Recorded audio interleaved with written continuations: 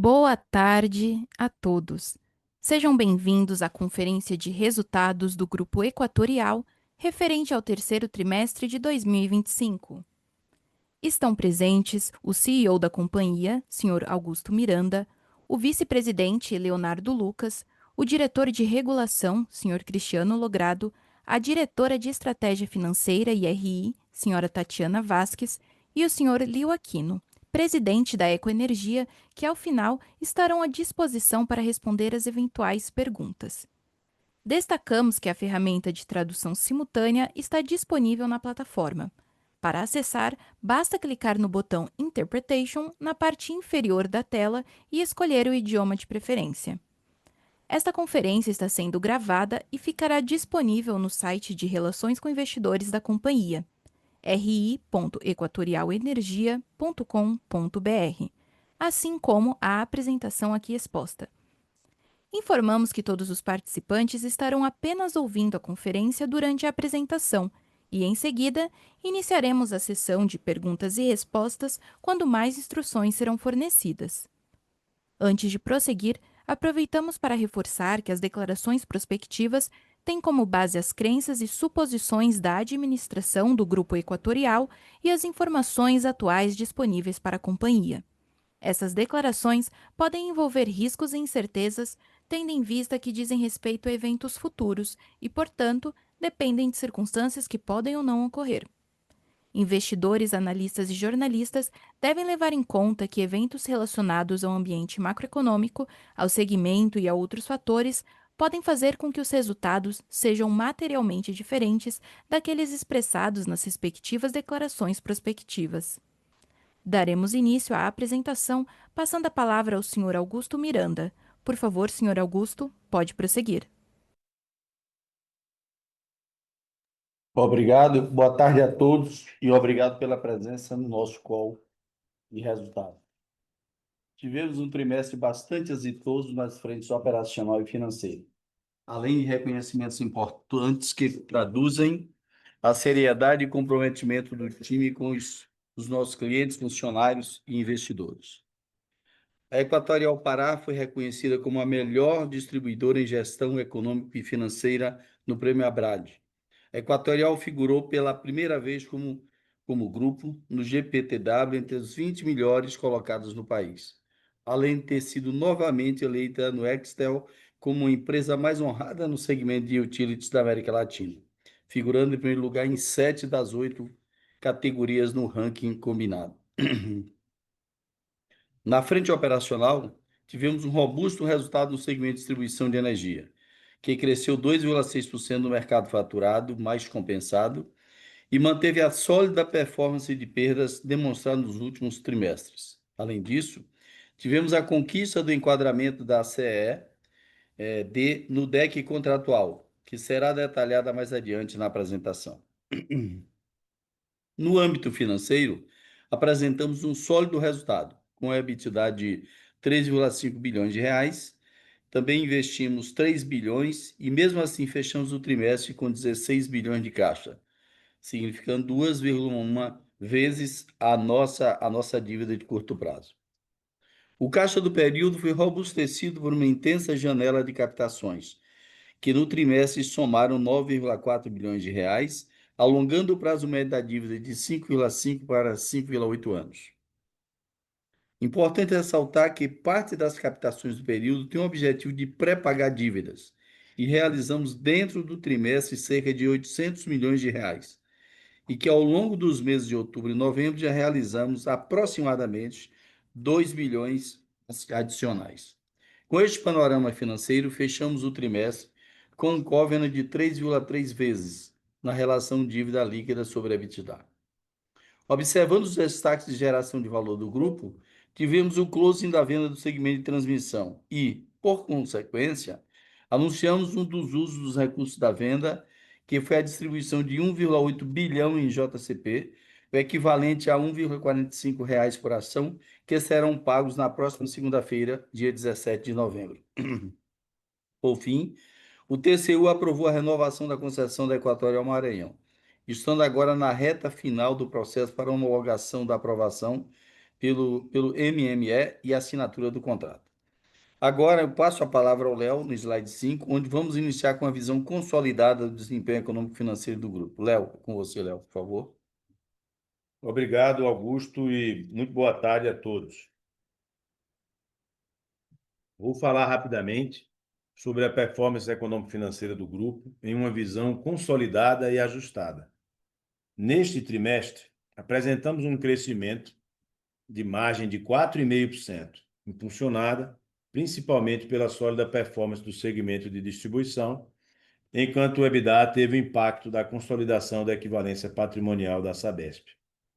O resultado do trimestre foi conquistado com a forte disciplina de custos, onde o PMSO ajustado cresceu apenas 0,7% entre trimestres. O lucro líquido ajustado do período apresentou um aumento de 4,9% entre os períodos, atingindo 830 milhões. Observando a dívida do grupo, a relação dívida líquida por EBITDA registrou 3,3 vezes, impactada pela saída do one-off registrado na Sabesp, referente à contabilização do terceiro TRI de 24 do ativo financeiro da concessão, que saiu do EBITDA 12 meses, utilizado para o cálculo dos covenants. Vale ressaltar que neste trimestre tivemos uma forte atuação no mercado de capitais de dívida, focando na melhoria do perfil da dívida, que aumentou o prazo médio de 5,5 para 5,8 anos, além da redução dos spreads. Por último, destacamos os investimentos realizados no trimestre, que somaram 3 bilhões, um crescimento de cerca de 600 milhões em relação ao mesmo trimestre do ano anterior, puxado pelo crescimento no Pará, com 229 milhões de crescimento, e CED, com 161 milhões de crescimento, empresas que têm revisão tarifária no curto prazo. Vale ressaltar que neste trimestre tivemos um crescimento de cerca de 200% em obras de manutenção e renovação. Vamos agora para o slide 7. Aqui no slide 7, trazemos uma visão geral sobre a performance operacional e comercial das nossas distribuidoras, além dos destaques financeiros do trimestre. Do lado esquerdo, apresentamos de forma breve a performance consolidada das nossas distribuidoras de energia, onde destacamos a redução de perdas do trimestre, estando pelo 8º trimestre consecutivo abaixo do nível de perdas regulatório no consolidado, e onde destacamos o crescimento consolidado de energia em nossas concessões. Ainda neste trimestre, tivemos uma arrecadação de 99,2% e uma PSLD sobre a ROB ajustada de apenas 1,02%, fruto das renegociações realizadas no período e da nova tarifa de baixa renda, além da melhoria dos indicadores da CED, que ainda apresentavam distorções referentes aos eventos climáticos que ocorreram no segundo TRI de 24. Conforme destacado pelo Augusto, neste trimestre, atingimos o DEC contratual da CED e, em uma visão consolidada, terminamos o trimestre com todas as distribuidoras do grupo dentro do limite do FEC regulatório e com 4 das 7 distribuidoras enquadrado no DEC dentro do limite regulatório. E ainda, se considerarmos o DEC contratual, teríamos 5 das 7 distribuidoras abaixo do DEC. Tivemos um crescimento de margem bruta nas distribuidoras de 5,7% no trimestre, refletindo principalmente a maior tarifa FIO-B e o maior mercado do período. E, se ajustarmos o registro do passivo de geração distribuída no terceiro TRI de 24, que ainda não estava neutralizado, a margem teria crescido cerca de 8%. Quando observamos o PMSO ajustado das distribuidoras no trimestre, tivemos um crescimento de 4,6%, ligeiramente abaixo da inflação, e uma variação ainda menor no PMSO por consumidor, com crescimento de apenas 1,8%. Esses movimentos refletiram em um aumento do EBITDA ajustado da distribuição em 8,1%, que, se desconsiderarmos novamente o passivo da geração distribuída naquele TRI, o aumento seria de 11,5%. Passando agora para o slide 8. Neste slide, apresentamos o overview dos desafios enfrentados no Rio Grande do Sul e seus reflexos em investimentos e qualidade. Quando adquirimos a concessão, o histórico de eventos climáticos apontava para uma incidência de 2 a 3 eventos por ano. E o cenário que lidamos desde o início da concessão foi bem mais desafiador. Tivemos alguns períodos em que, devido à gravidade ou à alta incidência de situações de emergência na concessão, tivemos de postergar a realização de alguns investimentos necessários para a distribuidora. Podemos ver nitidamente no gráfico apresentado que, a partir do momento em que foi possível atuar na concessão de forma plena, os resultados prontamente se apresentaram. Quando comparamos o terceiro TRI de 25 com o terceiro TRI de 24, que foi o primeiro trimestre após a situação de calamidade no estado do Rio Grande do Sul, apresentamos uma retumbante redução de 9,1 horas no DEC, 12 meses, período em que conseguimos investir 1,3 bilhão naquela concessão. Alcançamos no terceiro TRI de 25, o DEC contratual estabelecido para o final do ano. O resultado deste trabalho reforça alguns de nossos pilares na atuação que temos no segmento de distribuição, dentre eles, a nossa incansável busca e comprometimento com a qualidade de nossas operações, além do nosso comprometimento com a melhoria operacional e de qualidade que seja efetivamente perene. Agradecemos a todas as equipes que tiveram hercúleo e incansável esforço nos últimos trimestres, buscando esse resultado. E nos comprometemos a seguir melhorando nas diversas frentes para entregar a cada dia uma energia com mais qualidade para os nossos clientes. Agora, vamos no slide 10. Vamos olhar para outros segmentos do grupo. No segmento de transmissão, apresentamos o closing da operação da alienação dos ativos, que ocorreu no dia 31 de outubro e finalizou uma das maiores alocações de capital de sucesso no segmento de transmissão no Brasil. Realizamos a venda de 8 transmissoras de energia com um MOIC de 8,3 vezes e um ATI real de mais de 37% ao ano.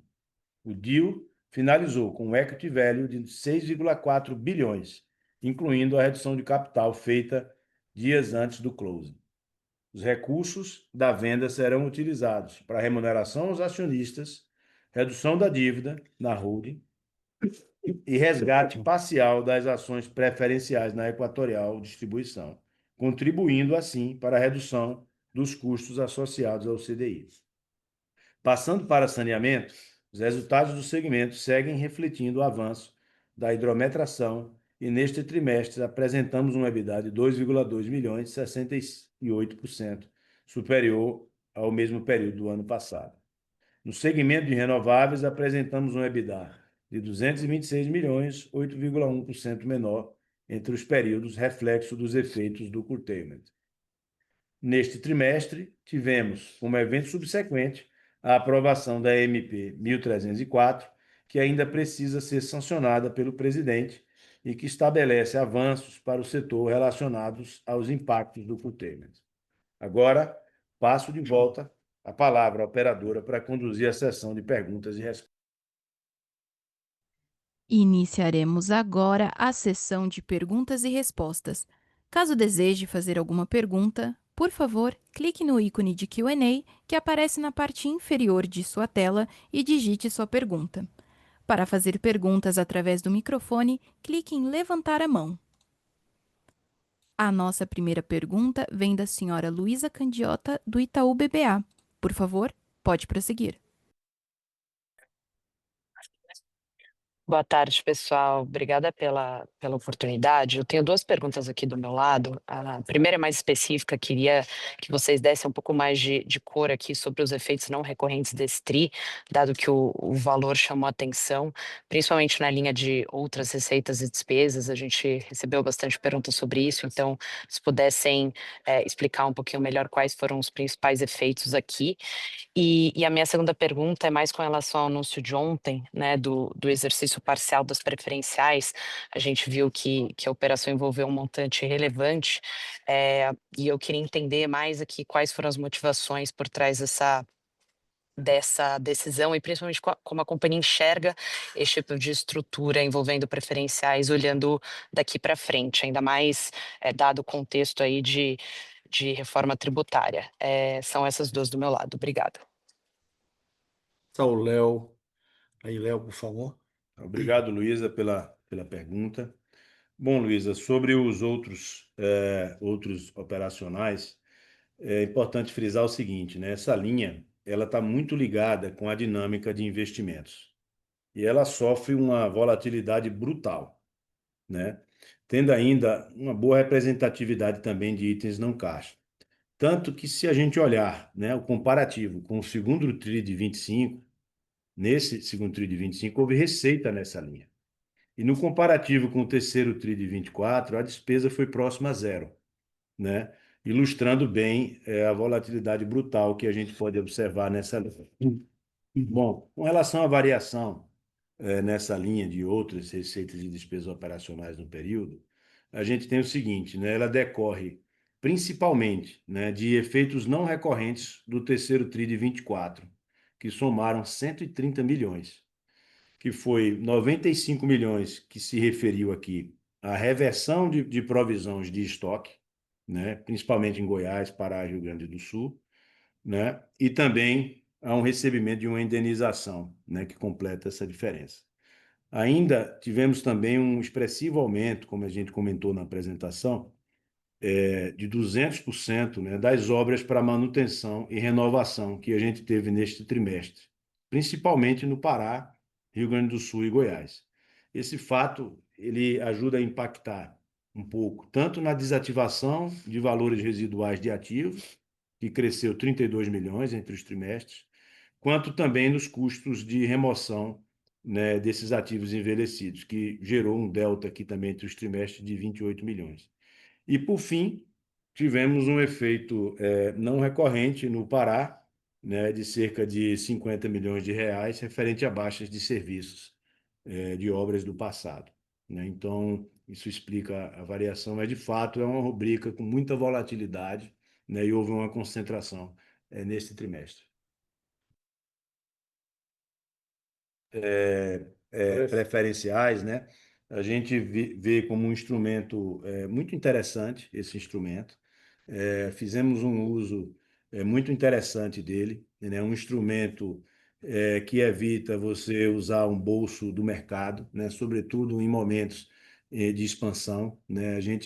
Basta lembrar que a gente teve um momento no passado recente, né? De muitas aquisições e ele foi muito importante nesse período, né? Então, no momento em que a gente também promove aqui a alienação de ativos, a reciclagem de ativos, né? A gente faz um movimento no sentido até de desarmar, né? Desarmar esse suporte que foi dado nesse período aí de aquisição. Então, é um movimento tático de momento, né? Que a gente fez, entendemos que estamos fazendo um uso bem apropriado, né? Mas é uma ferramenta muito interessante, né, que pode fazer sentido também no futuro e em outras circunstâncias. Tá claro, obrigada, pessoal. Nossa próxima pergunta vem do senhor Daniel Travitsky, do Safra. Por favor, pode prosseguir. Olá, pessoal, obrigado pela oportunidade. Vocês comentaram aqui, né, aqui que a venda da transmissora, né, pode ser utilizada, inclusive, né, para remuneração aos acionistas. E ontem vocês também anunciaram aqui um novo programa, né, de recompra de ações. Então, queria entender aqui um pouco como a empresa está pensando, né, política, né, de dividendos, na remuneração de acionistas aí olhando para frente, né? Essa é a primeira pergunta. E numa segunda pergunta, vocês puderem comentar só a estratégia aqui que a empresa pensa para a participação em leilões de saneamento que podem vir no ano que vem, se segue sendo um segmento aqui foco para a companhia, e como vocês estão vendo as oportunidades que estão vindo aí para o próximo ano. Obrigado. Daniel, obrigado, Daniel, pela pergunta. Né? De fato, a gente fez uma vasta destinação desses recursos da alienação, né? Tendo em vista também aí um pedaço para a remuneração dos acionistas. O nosso plano de recompra ele estava chegando ao fim. Este que é um instrumento muito interessante da gente ter ativo a todo momento, seja de um lado porque a gente precisa ter as ações em tesouraria, né, para fazer frente ao incentivo de longo prazo, né, no produto de matching shares, seja para a gente ter a opcionalidade, como a gente já fez no passado, né, três dispositivos aqui, de fazer a aquisição da ação e de vender, né, eventualmente, ou enxugar, manter esse enxugamento dependendo do momento, né? A gente vai ter um ano aí de muita volatilidade, né, em função da eleição, é um ano de muita volatilidade, e nesses momentos essa opcionalidade ela faz ainda mais sentido, né? Então, por essa razão, a partir do momento em que a gente viu que o plano estava chegando ao fim, né, nós buscamos a aprovação dessa renovação para cumprir essa finalidade aí, mantendo essa opcionalidade ativa. Sobre os leilões de saneamento, né, saneamento continua sendo uma avenida importante, né, de crescimento, uma avenida muito grande, em que a gente tem sempre estado ativo, olhando, né, buscando um ângulo para fazer algum movimento interessante aqui, né? Então, a gente pretende continuar sendo ativo no olhar e, ao achar alguma oportunidade atrativa, se formos competitivos, né, poder avançar nessas oportunidades. Ok, obrigado. Nossa próxima pergunta vem do senhor João Pedro Herrero, do Santander. Por favor, pode prosseguir. Boa tarde, pessoal. Tudo bem? Obrigado por aceitarem minha pergunta. A gente viu que em setembro o Ministério abriu uma consulta pública sobre a implementação de medidores inteligentes e o custo-benefício disso. Aí, para pegar um pouco a visão da empresa, primeiro eu queria entender se vocês estão enxergando isso como uma oportunidade relevante.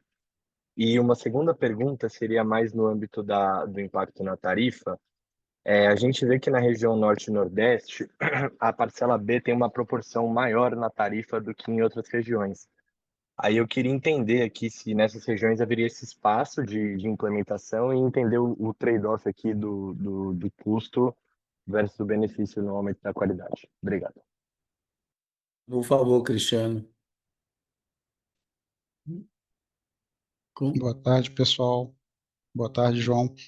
João, a visão que a gente tem é a seguinte, tá? Primeiro, esse processo de digitalização, ele tem que ser feito com bastante cautela. Eu acho que o Ministério foi assertivo ali em calibrar um número inicial de 4% ao ano e depois você vai estar apresentando um plano para fazer isso, tá? E por que isso exige cautela? Porque não é só uma questão de você fazer a troca dos medidores, tá? Se eu simplesmente trocar os medidores atuais por medidores inteligentes e não mudar mais nada, possivelmente os potenciais benefícios deles vão se perder. Então, exige um processo de aprendizado sobre quais são os benefícios que esses medidores vão trazer, tá? Alguns podem exigir até mesmo mudanças na regulamentação, por exemplo, na parte da obrigação de entrega de fatura. Se eu estou fazendo uma leitura remota, né, mas mantiver a obrigação de uma entrega de fatura, eu acabo não tendo os benefícios. Então, acho que esse contexto ali, acho que é uma grande oportunidade, sim, mas ele vai depender de alguns elementos adjacentes que precisam ser trabalhados. A gente está trabalhando isso junto ao Ministério, tá? Em relação às tarifas do Norte e Nordeste, acho que um ponto a se pensar também é que grande parte da população desses estados agora tem um benefício muito forte ali na isenção plena até o consumo de 80 kWh mês. Então, acaba tornando eles um pouco isentos aí dessa questão de tarifa. E se você pegar também a MP 1304, que está aí para ser sancionada, em que pese a gente ter ali alguns elementos que ampliam o custo, tem alguns elementos que mudam ali o rateio da CDE e o rateio da subcontratação e fazem a abertura do mercado. Não pode abrir um espaço maior também aí para acomodar um eventual crescimento de parcela B por meio de uma redução de parcela A. Tá? Então, tem muitos elementos presentes aí, não dá para fazer uma análise isolada dessa CP sem olhar todo o contexto, tá bom? Entendi. Muito obrigado. Nossa próxima pergunta vem do senhor Raul Cavendish, da XP. Por favor, pode prosseguir, Raul. Oi, pessoal, tudo bem? Obrigado pelo tempo. A minha dúvida nesse debate de 304, né? A gente tem falado muito sobre os impactos e os desdobramentos na ótica das geradoras, principalmente pelo tema de curtailment, mas queria pegar um pouco da visão de vocês sobre como vocês enxergam lá os temas, tanto né, de sinal de preço, que entendo que também tem algum impacto na distribuição, e até já casando com a nota técnica sobre eventualmente reclassificar consumidores acima de 600 kWh para tarifa branca, quais são os impactos práticos que a gente pode ver para as distribuidoras, né, com as mudanças propostas na 304? Obrigado. Liu vai falar aí para a gente. Aí, ó, Raul, por favor. Por favor, Liu. Boa tarde. Acho que os impactos da 304 eles estão muito relacionados com mudança estrutural que a gente está vendo no sistema. A gente hoje tem menos flexibilidade, né, no sistema, e isso demanda sinais de preços compatíveis com sobre-oferta e sobre-demanda, né, os períodos de sobre-oferta e sobre-demanda. Inclusive, essa questão da tarifa branca, provavelmente ela vem nesse sentido. A gente tentar trazer um sinal de preço mais adequado, um incentivo mais adequado para o sistema se autorregular. Então, acho que nesse sentido ele vem bem. Tem a questão do curtailment também, não resolve por completo a questão do curtailment na MP, mas ele traz já uma evolução a fim de desconcentrar o risco de curtailment, que hoje está muito focado em geradores centralizados. Então a gente entende que teve avanços nesse sentido. Tá claro. E aí, se eu puder explorar ainda a parte de tarifa branca, é, isso tem uma chance de aumentar o mercado endereçável de peak shaving, enfim, de prestação de serviços, né, de atacarejo barra mercado varejista por parte da Equatorial. Isso pode ser um segmento de negócio que ganha relevância no tempo, se de fato aprova-se a nota técnica como foi proposta. Sim, certamente a tendência do mercado de energia é passar a ser cada vez ser menos um mercado de garantia física e mais um mercado de flexibilidade. A tarifa branca é um primeiro movimento que está acontecendo e a nossa expectativa é que a gente veja evoluções, inclusive potencialmente, né, em preços, nos modelos de preço de liquidação. Mas esse é um primeiro avanço. Acho que a gente tentando olhar para o futuro, esse é um caminho esperado. Obrigado. Lembrando que para fazer perguntas, basta clicar no ícone de Q&A, que aparece na parte inferior de sua tela, e digitar sua pergunta. Para fazer perguntas através do microfone, clique em levantar a mão. Por favor, aguardem.